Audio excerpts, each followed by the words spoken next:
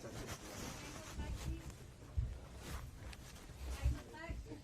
good afternoon. I'd like to hand over to Peter first for a few words, and then we'll just open up for questions. Thank you. Okay, well, good afternoon, everyone, and welcome to Celtic Park. Last Monday, as you all know, we're delighted to announce that Brendan was returning as the first team manager. He was the outstanding candidate. Clearly, he knows Celtic, he knows how we operate, he knows how we work, and he's got an outstanding track record the last time he was here. So he knows the back room, he knows the executive. So he is an ideal candidate. He was the outstanding candidate, and we were delighted to have him here today. We're delighted when he said yes and accepted the job. So thank you, guys, and I'll open for questions now. Brendan, welcome back. Thank Nice you to very see much. you. Thank you. How does it feel to be sat here a second time to be unveiled as the Celtic manager? Well, I'm very privileged and honoured to be asked to come back. My whole plan was to have a year out and reset again.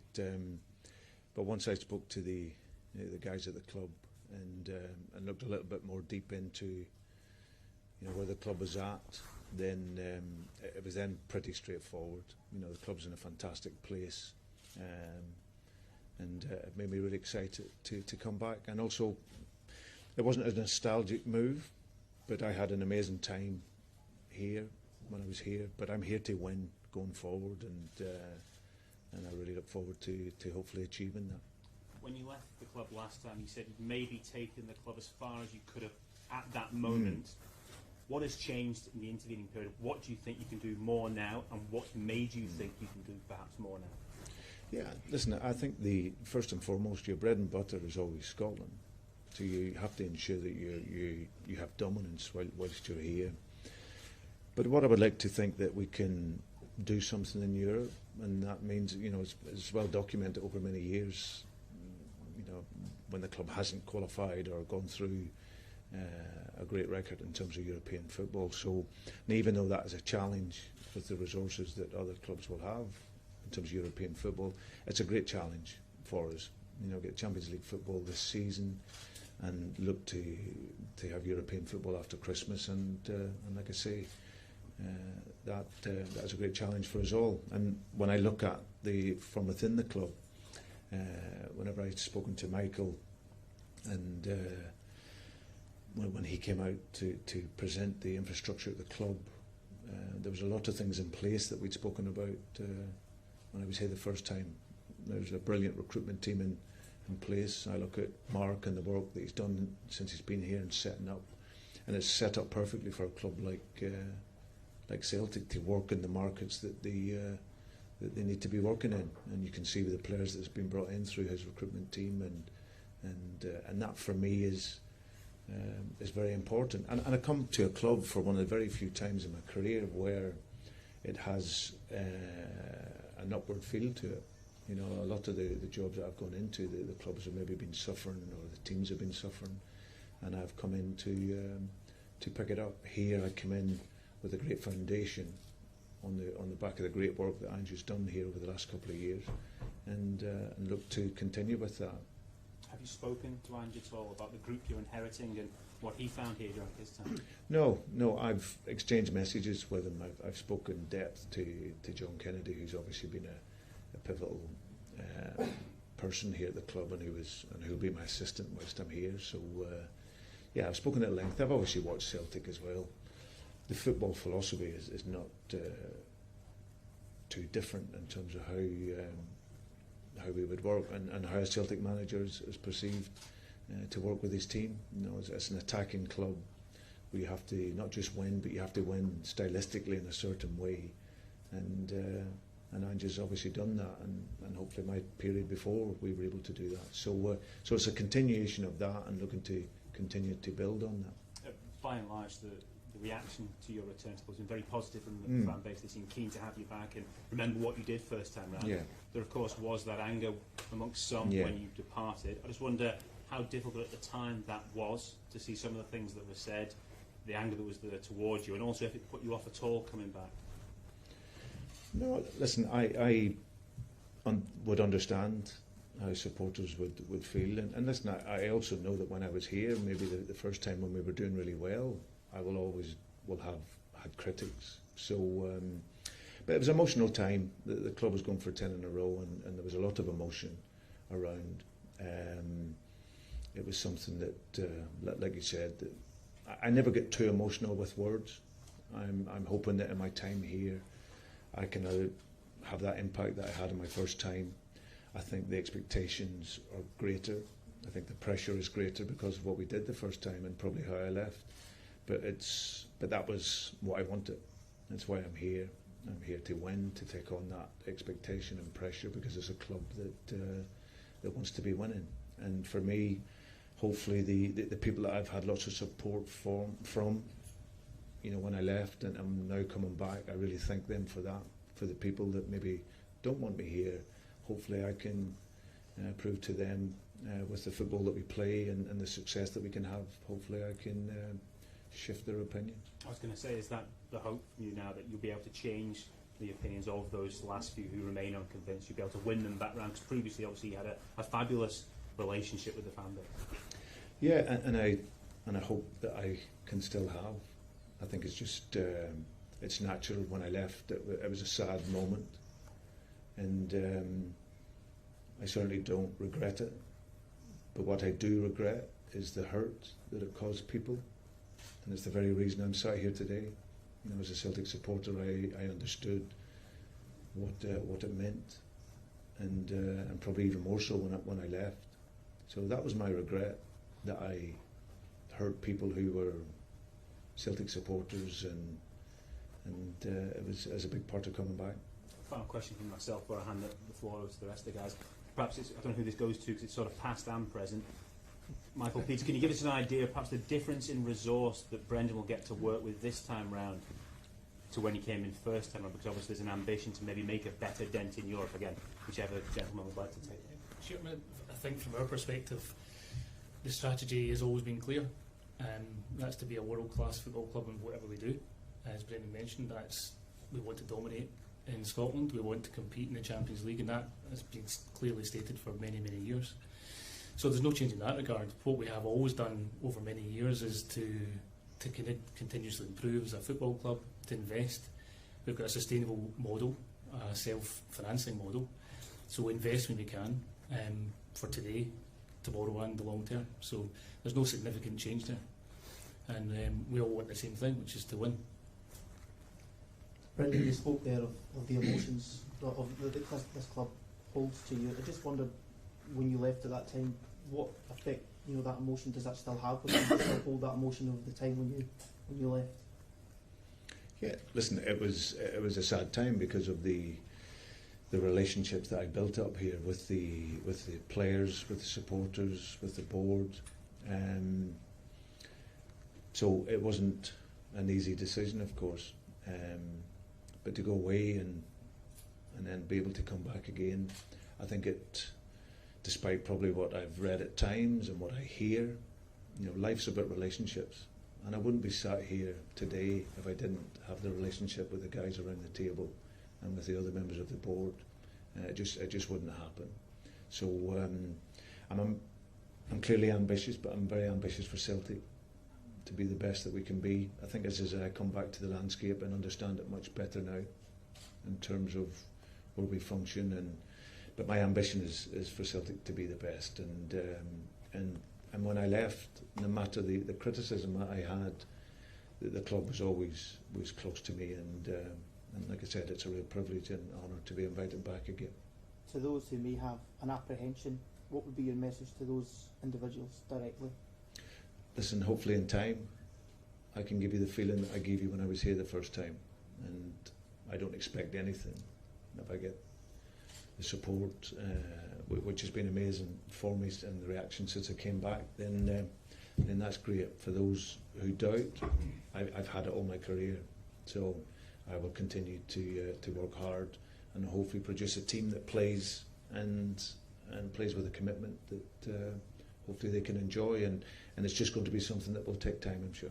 You mentioned you're taking over that privileged positions of the treble winners. How do you assess the squad that you inherit, and What's your plans in terms of strengthening this summer? Listen, I think it's a good time to strengthen. Whenever you've done ever so well, and like you say, a team coming off the back of a treble. I've been in that position before, and we were able to do another treble. So I understand the feeling now over the course of a summer what it is you need at this period, and that will be a bit strengthening. But it's also, I'm really excited to work with the players here because it's a young squad, and there's still, a lot of growth within that. So, but I'm really looking forward to getting to see them over the course of pre-season. There's only a few players that were here from when I was here, so it's an exciting squad, and we can add to that. It's now a really good time to do that when you're winning.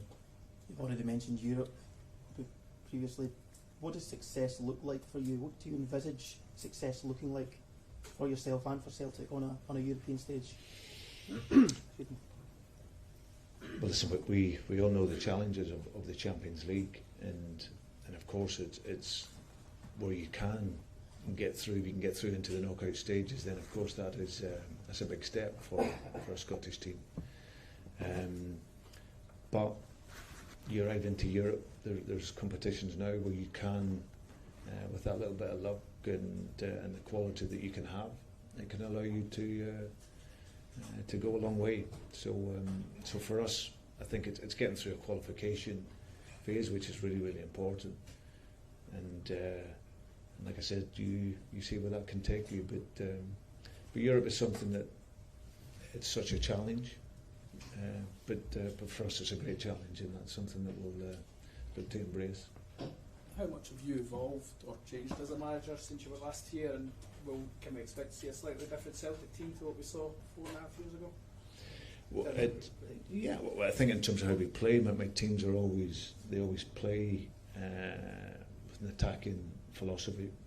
It's always aggressive, and it's always a team set out to win, but always with a tactical discipline. So that's never changed.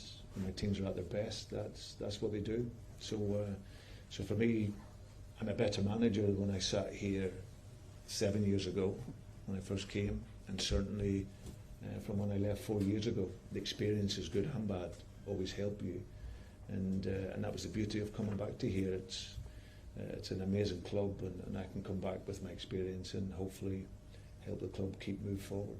Do you plan a lot of recruitment over the next few months, or will it just be one or two just to enhance the squad? Yeah, no, I think it's just about getting quality, and my conversations with Mark and the recruitment team, they've got a great handle on where it's at, and speaking to Michael, everything is under control in terms of contractually, but like I say, a good time always to improve is when you're doing well, and this is a nice possibility for us to improve the squad, but it's not lots of numbers. Ange, when he came in, he had a massive rebuilding job and done a brilliant job at that, and over the last couple of years, himself and the club, they've built a really, really good squad. So it's a case of continually developing that squad and then adding quality where we can. You guys have spoken a lot about Europe, but how much are you looking forward to just the bread and butter of being back in Scottish football, battling for the title? Yeah, battling with the media. That's always good fun. But no, listen, I have to say, Scotland brought me a lot of happiness on and off the pitch when I was here. Obviously, the joy of working here at Celtic was amazing, and how successful we were. And of course, off the pitch, I had a lot of respect for the city and for the country as a whole, and hence why whenever we were coming back and thinking about coming back, it wasn't just about the football side. Even though the last moments when we were here was tough and difficult off the field, it still didn't change for us the good feeling that we had here when we were here at Celtic. So I'm delighted to be here from a professional perspective and taking on the other teams, and also from a family perspective. They'll find a great happiness here. Do you see yourself being here for the long haul for several years? Well, hopefully. Listen, I've signed for 3 years, and I'll guarantee you I'll be here for 3 years unless I get emptied before that, as they say up here. But yeah, that will be the plan, and and like I say, then we can look at it from there. Obviously, there's always the focus on the Celtic Rangers rivalry. You've worked with Michael before in the past. What kind of challenge are you expecting from Rangers going forward, and do you think they'll be stronger than they were in your first spell? Well, I think all you can do is, you know, when you're a manager is beat the opposition that's in front of you. You know, I think when I arrived 7 years ago, Rangers were getting promoted. They'd just beaten Celtic, and there was a big feeling that they could go on and win the league. Now, obviously, over the next numbers of years, we were able to focus on ourselves and play the football that we wanted to play, and that allowed us to win trophies and have success. And it'll be exactly the same here. Michael is a coach that I knew from back in the Chelsea days, and then came to Liverpool when I was manager there. So I've known him over a period of time, and he's an excellent coach. But my focus will purely be on Celtic, improving us as a team, and that will be my thought process every minute of the day. A lot of talk over John Kennedy as your assistant, a wanted man. It seems, just how crucial was it that you keep him by your side, and obviously a man who knows this club better than most? Yeah, it was very important. I had spoken to Michael on that when we had met. I think that over the course of my career, I've worked. You know, I've always come into clubs. Some have come in on my own. Some have come in with staff. But I've always felt that coming back to here, that it was really going to be really important for John to be here, because he knows how I work. He knows the rhythm of my days and how I can work. He's steeped in Celtic. He's an incredible worker. He's a great football man. He has the respect of the players. He has respect for all the staff. So for me to be able to have him here was important. So when I spoke to John and looked to convince him to stay, I was really pleased and happy that he wanted to. So now he's a great guy, great football man. We worked really well together last time we were here, and hopefully it can be the same this time.